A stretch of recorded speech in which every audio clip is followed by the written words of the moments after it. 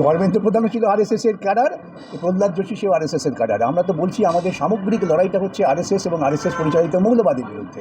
RSS শিক্ষা চায় না, দেখছেন না আরএসএস এর সরকার তারা গোবর এবং গোমূত্রের জন্য টাকা খরচা করে, কিন্তু বিজ্ঞান গবেষণায় টাকা খরচা করে না। বিজেপির সম্পাদক শ্রমিক ভট্টাচার্য তিনি বলছেন আজাদি শব্দ যদি কেউ বলে তাহলে তাকে শেয়ার বাড়ি মানে শ্রমিকবাবু ধীরে ধীরে ক্ষমতায় আসার পর একটু ভুলভাল বকছেন, যেটা ওর কাছ থেকে আশা করি না। আমি তো পোস্ট করেছি ভুকমারি সে আজাদি, এটাকে শ্রমিকবাবুর ভয় নাকি? ভুকমারি মনে হচ্ছে না খেতে পাওয়া, অশিক্ষা সে আজাদি, তার মানে আমার শিক্ষা চাই, এদিকে শ্রমিকবাবু আপত্তি। তানাশাহি সে আজাদি, এটা আপত্তি।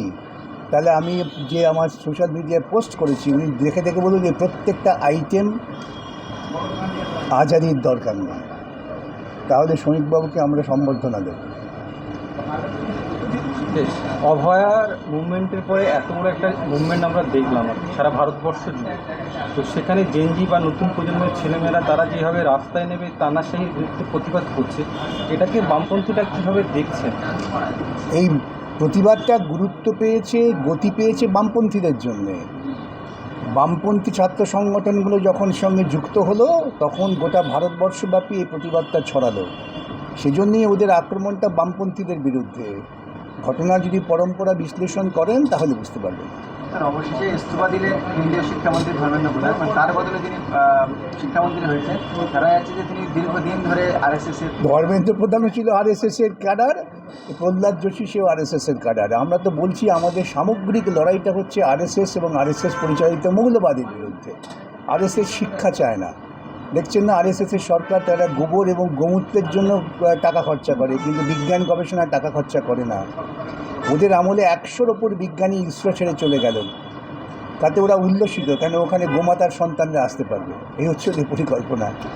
ফাইন্যান্স মিনিস্টার তারা তিনি বলেছিলেন যে বিজেপি এমন একটা সরকার যে সরকারের কোনো ইস্তফা বলে কিছু লেখা নেই। ফিনান্স মিনিস্টার বলেননি, বলেছিলেন রাজনাথ সিং, যিনি প্রাক্তন বিজেপি সভাপতি। সে ওরা কে কী বলেন না বলে এখানে আমি কে কোন ব্যক্তি কী বললেন তার উপর আদৌ গুরুত্ব দিই না। আমি আলোচনা করতে চাই, গুরুত্ব দিতে চাই সরকার নির্বাচিত হওয়ার পর সরকারি সিদ্ধান্ত সেগুলো সংবিধান সম্মত হচ্ছে, মানুষের পক্ষে যাচ্ছে না মানুষের বিপক্ষে যাচ্ছে, এটাই হচ্ছে নির্ধারণের একমাত্র মাপকাঠি। বলছিলাম গদি মিডিয়া সিলেটি আন্দোলন যতক্ষণ চলছিল গদি মিডিয়া বলেছে এটা পাকিস্তানের ডিক্টেট এবং পাকিস্তানের চয়েস, কিন্তু কিছুদিন আগে দেখলাম বিদেশ মন্ত্রক অ্যানাউন্স করে ঘোষণা করে বললেন যে বাইরে থেকে কোনো আচ্ছা, গদি মিডিয়া এগুলো প্রচার করে তো নিজেদের অপদার্থতা প্রমাণ করছে। ওরা এক জায়গায় বলে মোদি শক্তিশালী সরকার, কিন্তু শক্তিশালী সরকারের বিদেশ কী করে মদত দিচ্ছে? তোরা একটা ধরে দেখা যে এই বিদেশ থেকে এই টাকাটা কে পেয়েছে। বিদেশ থেকে টাকা তো আরএসএস পায়, এটা আমি স্পষ্ট অভিযোগ করছি। পিএম কেয়ার্স ফান্ডের হিসেব কেন দেওয়া হয় না? সেখানে অন্য সোর্স থেকে টাকা আসছে বলে। ইলেকট্রাল বন্ড দুর্নীতি, সেই দুর্নীতি টাকা কে পেয়েছে? এগুলো তো ভাবতে হবে। কাজকর্ম এবং কথাবার্তা মানে কোনো কিছুরই কোনো সামঞ্জস্যপূর্ণ নয়, কোনো কিছুই। মানে ওনারা আছেন সরকারে, কথাবার্তা বলছেন এরকম অশিক্ষিতের মতো, হ্যাঁ, কিছুই বোঝেন না এরকম একটা ভাব করে কথা বলেন, আর সাম্প্রদায়িক বিভাজন করার জন্য কথা বলেন, অথচ সংবিধানের শপথ নিয়ে সরকারে এসেছেন। তার মানে দাঁড়াচ্ছে বিষয়টা যেটা, যে সংবিধানের শপথ নিয়ে সংবিধানকে ধ্বংস করার পথে এনারা এগিয়ে চলেছেন। এই যে ভদ্রলোক মানে যে যারা এই কাজগুলো করছেন বা যারা বলছেন, তিনি মুখ্যমন্ত্রী হন আর যেই হন, তিনি সংবিধানকে লঙ্ঘন করছেন। এই জায়গাটা সাধারণ মানুষ মেনে নেবে না। হ্যাঁ, বিরোধিতা কারা করেছিল সবাই দেখেছে। পুলিশ লাঠি চালাতে চালাতে আমাদের ছেলে মেয়েদের প্রাইভেট পার্টে লাঠি চালিয়েছে, এটাও পুলিশ দেখেছে। পুলিশ দেখেছে, সাধারণ মানুষ দেখেছে। তার কি উত্তর আছে মুখ্যমন্ত্রীর কাছে? তার উত্তর কি মুখ্যমন্ত্রী দিয়েছেন? তাহলে আমাদের এই প্রশ্ন করবেন না।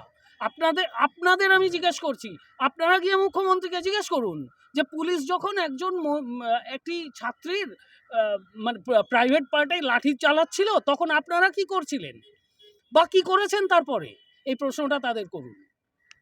এরপরে তো ধর্মীয় বিভাজনের নীতি, ওনার দলের নীতি, ওনারা সবসময় এটাকে ইমপ্লিমেন্ট করার চেষ্টা করবেন। আমি আপনাদের মানে শিক্ষিত মানুষদের জায়গা থেকে আমি আপনাদের অনুরোধ করব যে কোনো অবস্থাতেও এই ধর্মীয় বিভাজন সংক্রান্ত কোনো প্ররোচনায় পা দেবেন না, গুজব রটাবেন না, গুজবে কান দেবেন না, পরিষ্কার কথা। আর যাকেই দেখবেন গুজব ছড়াচ্ছে তাকেই ধরবেন সঙ্গে সঙ্গে যে এই কাজ তোমরা করবে না। আমি আপনাদের মাধ্যমেই আমি সাধারণ মানুষকে বলবো যে গুজব ছড়াবেন না, সাম্প্রদায়িক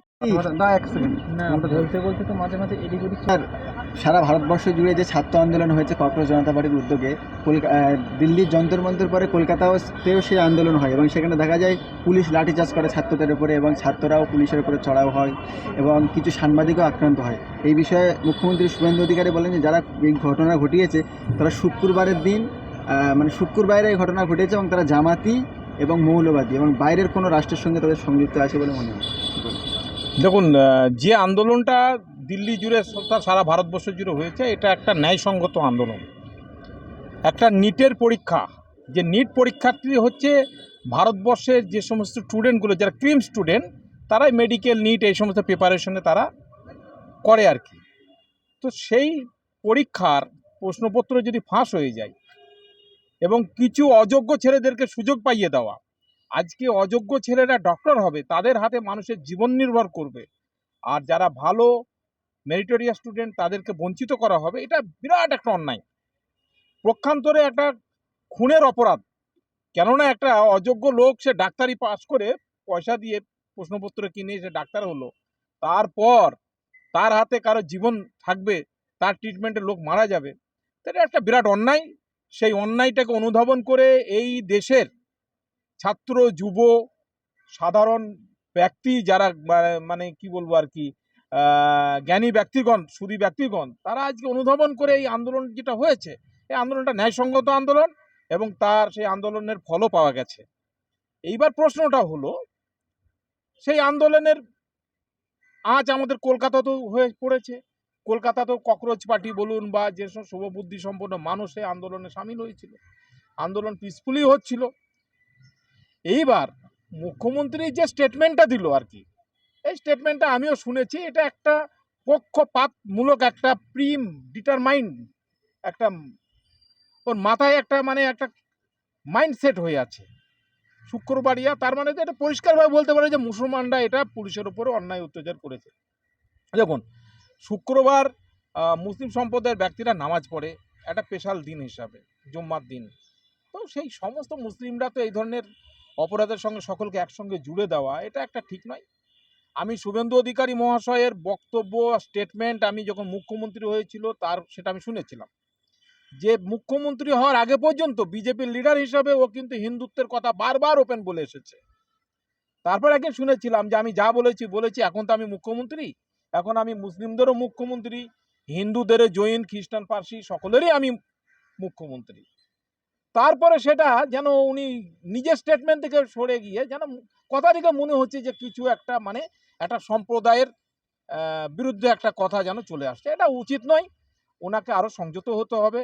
ওনার বিরাট দায়িত্ব, মুখ্যমন্ত্রী একটা কম ব্যাপার নয়, ওনার একটা মন্তব্যে অনেক কিছু ঘটনা ঘটেছে।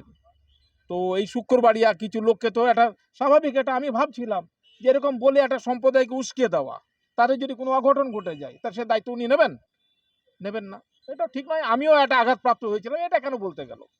কিছু সম্প্রদায়, তারা মুসলিম সম্প্রদায়ের কিছু ব্যক্তিও ছিল, পরিষ্কার বলবে, ঘুরিয়ে ফিরিয়ে কাউকে দাগিয়ে দেওয়া এটা ঠিক নয়। আর যারা অপরাধীদের কোনো জাত হয়, ধর্ম হয়, যারা অন্যায় করেছে, পুলিশের উপরে লাঠি মানে ইট, যারা মানে বোতল ছুঁড়েছে, এটা যদি করে থাকে তারা অন্যায় করেছে, তো সেটা হিন্দু মুসলিম এইভাবে বিভাজন করা যায় না। অপরাধী সেগুলোকে দেখতে হবে। This channel does not promote any violent, harmful or illegal activities. All content provided by this channel is meant for an educational purpose only.